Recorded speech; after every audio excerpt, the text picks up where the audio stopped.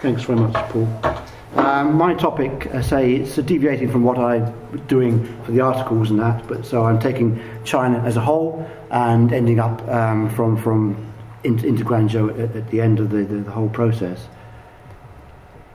I thought I'd start off with feng shui. There is an article coming out on it which I co-edited with Monica about feng shui urban design, but feng shui started really 2,500 years ago.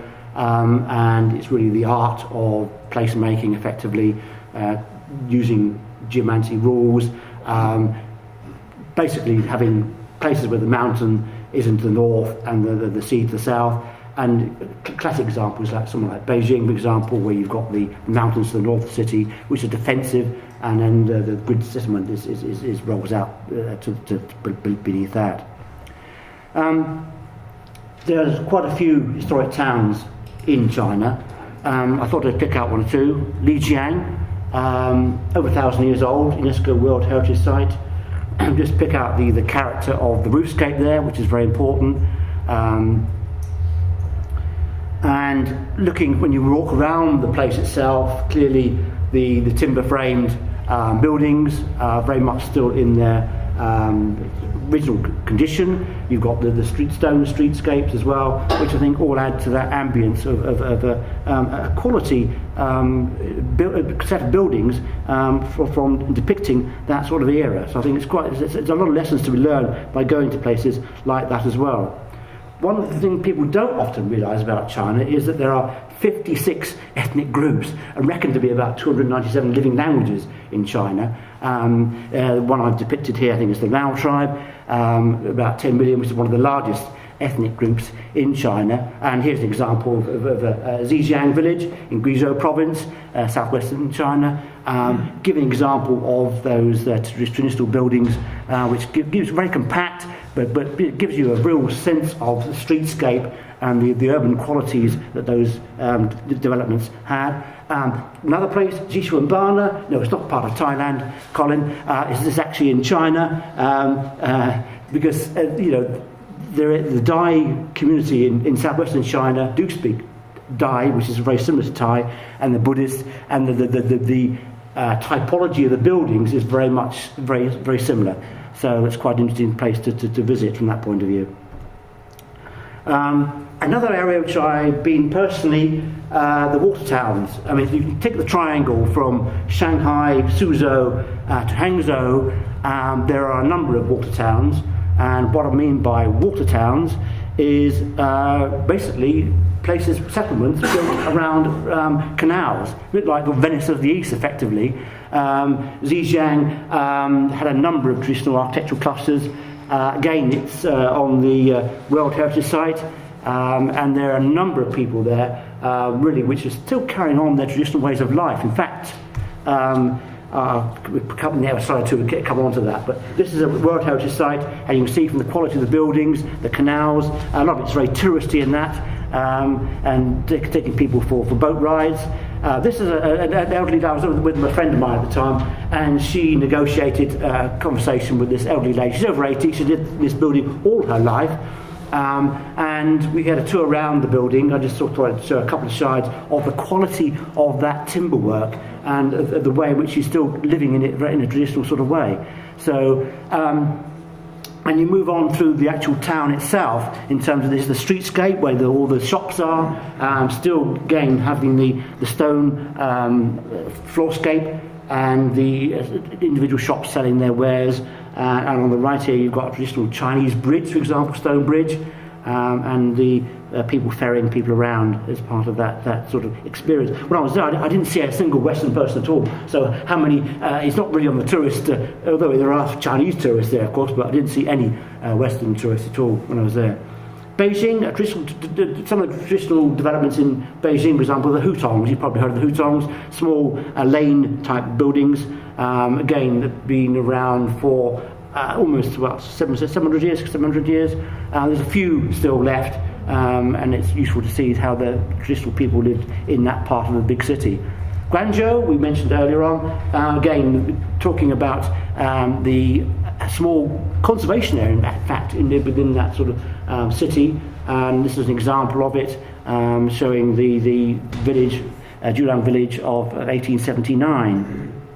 And I took a picture of the tree that must have been there from the very beginning, I think, so the roots seem to have going everywhere. And one of the streets there as well, which shows the stone buildings and the brickwork with the timber balconies there. Guangzhou, Paul mentioned about the colonial sort of Chinese coming back from other places with their monies. Certainly there's a lot of evidence there of the buildings, the quality of buildings, which are now being restored a lot for people to take on board. Shanghai, the Shikumen houses in Shanghai, very much like lane houses, a bit like the Hutong in some way. Most of those were developed in the 19th and 20th centuries, largely disappeared over the recent years. This just shows an aerial view of an extant view of one. Again, another picture of those small areas of lane houses, effectively. The name, sort of like a stone gate, I think was the entrance to them. So one area in Shanghai which has been resurrected really in really recent years, Tianducheng. Have you been to Tianducheng? I'm sure you must have done. It's a very popular place for tourists now. Basically, was the lane houses, which a few artist people got in there, started converting it, a bit like Covent Garden in some ways, but it's actually mushroomed now. All sorts of arts and craft shops in this area, and it's got a very distinct flavour and the way people decorated it, and it's really come to life. The Bund, very famous. It's probably an architectural gem in Shanghai, really. 1930s buildings, very much Art Deco, really having a new lease of life. And the banks that were there originally, financial institutions, they sort of tended to move out in the 1950s. Other uses have come in, and it's really going through another phasing of life. And now I haven't shown the Foster's development recently, but again, that's not showing another lease of life. Well, China's growth, I think we're moving from the sort of historic side more to the more modern side of it now. An example really of the population growth, 1950 to 2030, that rural to urban migration has been quite significant, and really still going up, because not at the same level as we are in the UK. I think we're about 75%, maybe 80% in terms of the percentage of the population which is urban. China is still around about 50%, so there's still a long way to go yet in terms of that, and I think we can probably see that as in terms of the way things are going. What I also bring out here is what's happened more recently in terms of the investment in China. I mean, going with the economic growth is the investment, and one of the things there is investment in the high-speed rail network, and that's something I'll go a bit more on about. But it's quite fantastic what they're actually achieving in terms of the network. This diagram here shows all the high-speed lines. I've been on a number of them now, really, from Beijing to Shanghai a number of times. I did catch the train from Beijing, the one that was going to Kunming last year. That's just the new line opened up all the way to Kunming, southwest China, but I was actually going off a stop further down the line from Beijing. So, but they're very efficient, up generally speaking about 300 kilometres per hour as a norm. But here we are as a station. I don't remember which one that one is, but not dissimilar from Guangzhou. There's some of these big stations, big cities, about 20-25 platforms to the stations. I think this one is Beijing South, actually, I remember rightly. So it's a bit like coming to an airport terminal. And when you check into a station, a high-speed one, or even an underground station, everything is scanned. All your luggage is scanned, your passport, everything as you go through. So it's like going, it's just equivalent to going to an airport anyway. And it's good because at least you feel secure that way. There's a lot of incidents in Europe and even London sometimes on trains, and you feel that they do look into all the security side of it. Yes, it's going places. They're thinking about now self-driving travel at top speed of around 600 kph. I noticed recently, this was in 2018 newspaper. So they've still got ambitions for faster trains and more efficient trains. So there we are. I thought I'd move on to another part of urbanism: ghost cities. Anybody heard of ghost cities? I'm sure you must have done. Come with the population growth in China, there are a number of places where I think perhaps being slightly ambitious, perhaps in that sense, the conversion from almost rural areas to urban. There's clearly been an ambition to put down another new town, a new suburb or new settlement. This one, Kengbashi, Ordos, is in Inner Mongolia, if I remember rightly. Had ambitions for 500,000 people, about 30,000. I think it's gone up slightly since then, but it clearly seen by the photographs here that it looks a bit forlorn and a bit empty. I'll choose another one. For example, you've probably heard about some of the pastiche ideas of urbanism in China. This is Tianducheng, not far away from Hangzhou, and it's Paris in miniature. No, it's against it. They're trying to replicate the idea of Paris, but actually, in terms of piece of urbanism, this part of the foreground, it doesn't actually work out too badly as things go. Perhaps the background is a bit more Chinese, but how well it's doing now, I'm not quite sure in terms of what the uptake is in terms of the residents, but I can understand people buying into that sort of vision there. Certainly there's got the green space running with the buildings, and you've got the perimeter blocks, so there's potential there. Alternatively, there's another place called Rushan, which is on the China eastern seaboard, just north of Qingdao, south of Weihai. Cities which again ambitions for large-scale development, which really haven't really taken off so much. Although it's a touristy type city on the coast, there's still a lot of underutilised buildings. And then into Beijing. Beijing itself is mushroomed in recent years. Population now 21.5 million people. The underground now is about 18 underground lines, I think it was, which is again, you can access most parts of the city by underground now, and it's basically walkable, although there are clearly a lot of urban motorways now, but you can actually get around very, very easily with the underground network. The government itself, through the Beijing Urban Construction Group, have done a number of low-income developments. I've picked this one out. You can see the type of urban form there's there, and I'll come on about this type of urban form, which is basically the landmark building in a sea of space, a bit Corbusian, I'm afraid, and there's a lessons to be learned, I think, from that typology of buildings. Shanghai, back to Shanghai in terms of the modern city now, 24 million people, China's largest city in terms of the massive area. Sorry, excuse me. The area across Pudang is really the 15 years is really developed quite significantly. And looking at some of the towers there, this is the Shanghai Tower, which I went up back in June last year. You have to take a medical first, but you're advised to make sure that you're okay before you go in the lift. It goes up at 76 miles an hour, I think, or whatever it is. I haven't checked on that, but it went up very fast. So your ears aren't even affected. So it's fantastic to go up in 2 minutes at that high speed. But okay, it's a nice piece of architecture, but what does it do for the city in terms of urban design? Now, on the right-hand picture here, you've got the base area around the tower, and okay, it's a park, but as you approach it, what do you see? Well, here is a bit of plant in front of the building.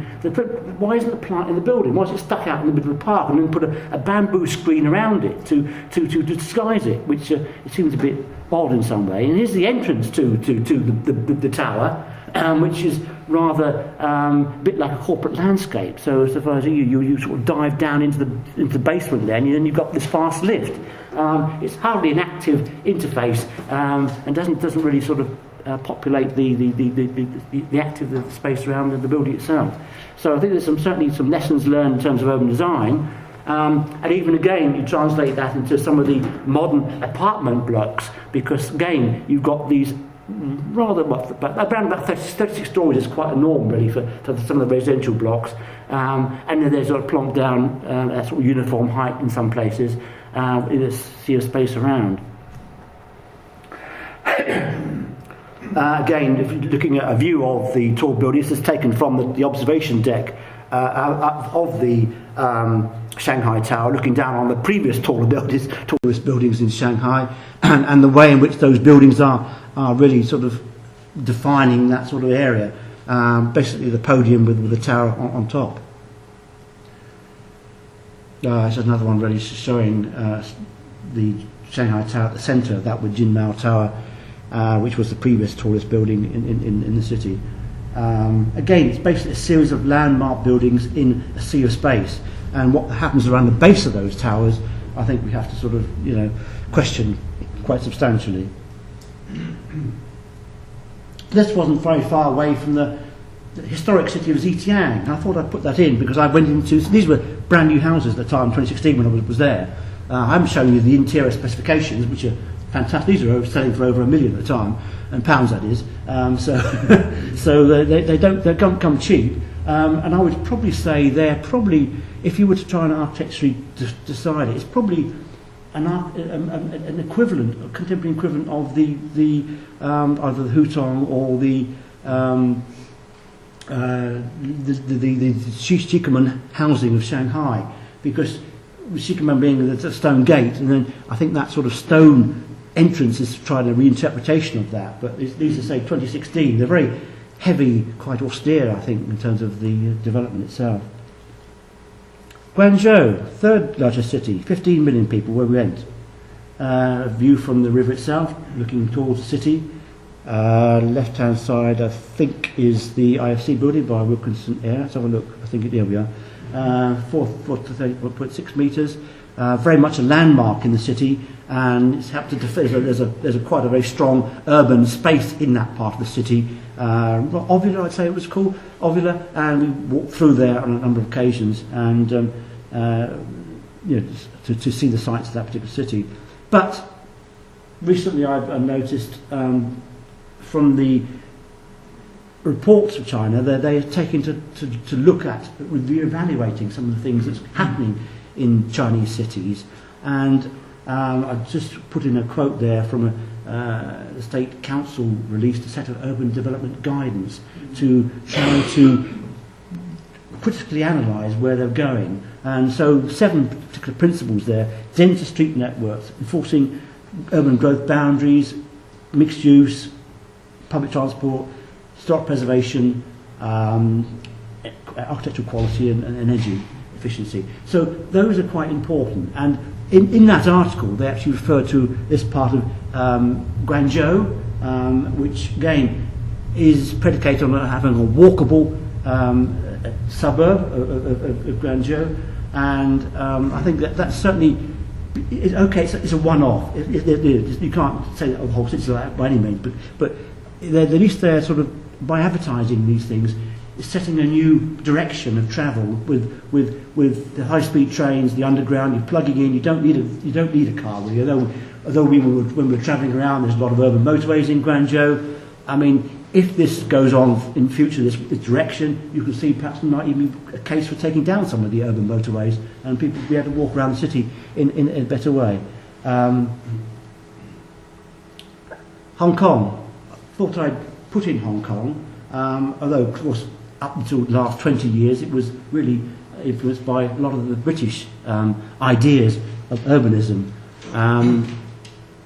It's probably taken on some of the Chinese influences more recent years, particularly this development in terms of the podium tower relationship. Again, that podium tower relationship is quite important, I suppose, in terms of understanding how those buildings are sitting in spaces in Hong Kong itself.